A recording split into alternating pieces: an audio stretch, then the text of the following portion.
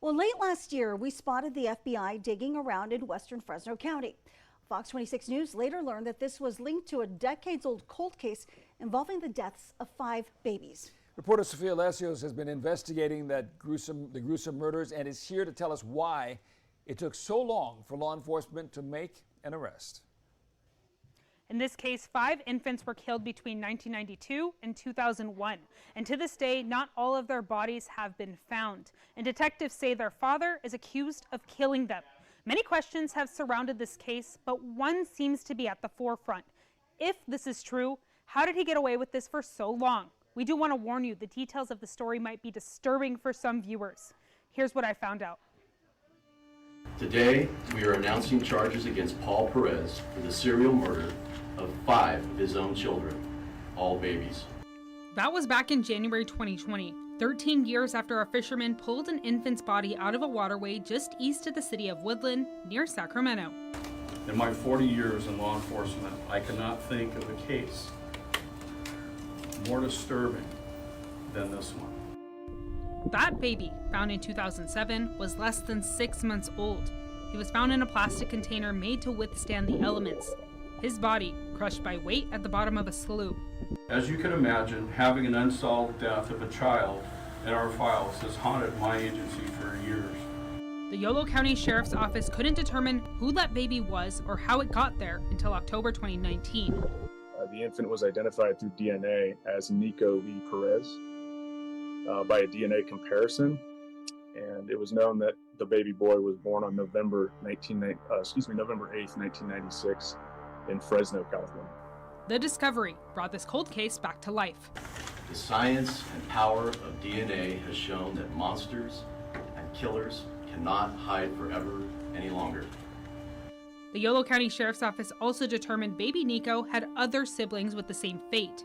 5 of Paul Allen Perez's 6 children were murdered, all born between 1992 and 2001. Detectives say the kids were killed by means of lying in wait and through torture.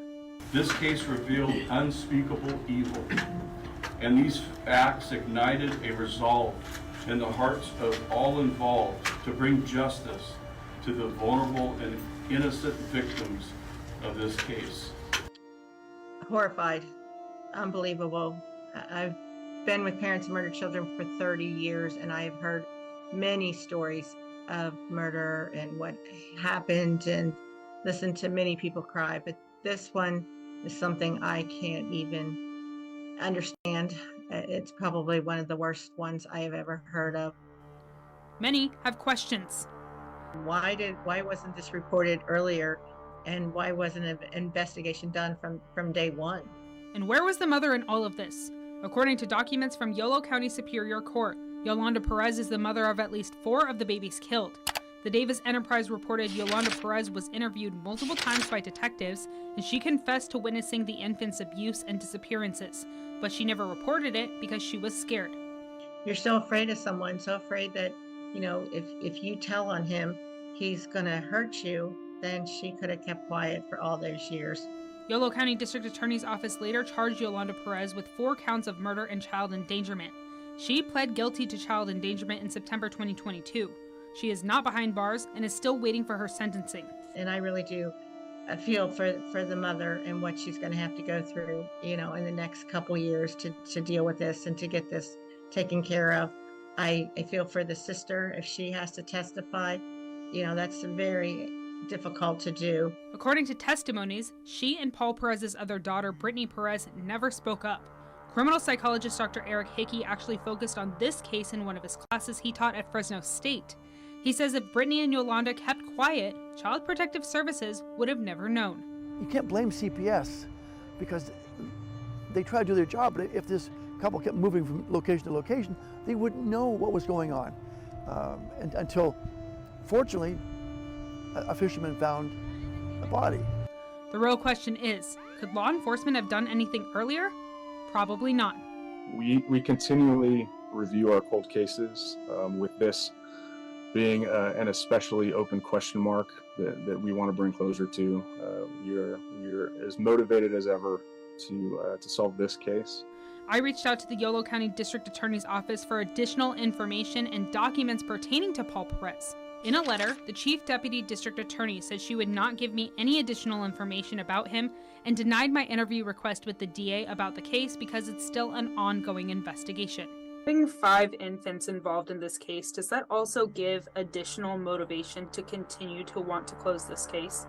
Oh, without a doubt. I mean, every victim it matters to us, and every case matters to us. This one is particularly sensational.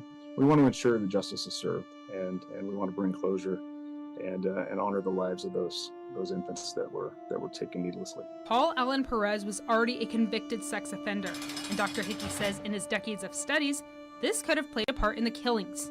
And here are these 5 little children, and because they found to be been tortured, that means that there had been some element of sadism involved, very likely. And as I mentioned to some law enforcement, I said, you should consider that this could be a sex crimes case. Most people, even murderers, generally don't go to this type of extent. So that tells me that this person's been fantasizing a great deal about doing harm to babies. And in his professional opinion, Dr. Hickey doesn't believe mental illness ever played a part in the murders. Sometimes people say he had to have been crazy to do this. He was not crazy. Crazy means mental illness. There was forethought, there was planning, there was a methodology, there was sadism. None of this speaks to mental illness, it speaks to evil. If Paul Allen Perez is convicted, Dr. Hickey says one thing is clear. He never had an attachment to any of his own babies.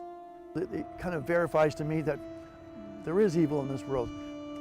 We all do wrong things, but this wasn't just wrong things or even a bad thing. This was horrifically horrible that came out of something that something in hell would do. Paul Perez was arrested in the killings of 5 of his infant children on the same day of his prison release on unrelated charges. Since Perez is facing a number of criminal enhancements, this case could be eligible for the death penalty. But in 2019, Governor Gavin Newsom signed a moratorium on capital punishment in the state. This means that while the death penalty is still technically on the books, no one is currently being put to death by the state of California. Sophia, Lesseos, Fox 26 News. Perez is being held without bail. His trial is scheduled for September.